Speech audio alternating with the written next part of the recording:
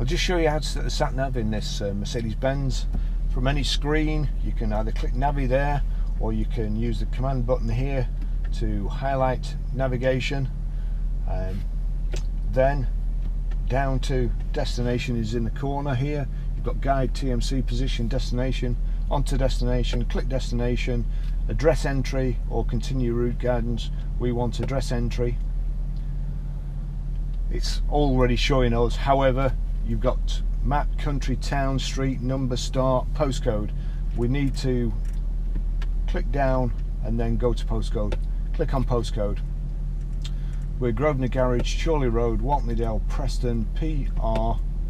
It changes to numbers there, 5, 4, goes back to letters, J, S.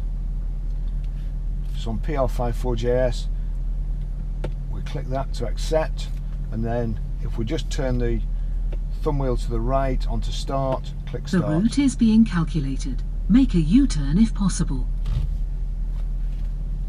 That's because we're on the forecourt. But if we go back onto Navi,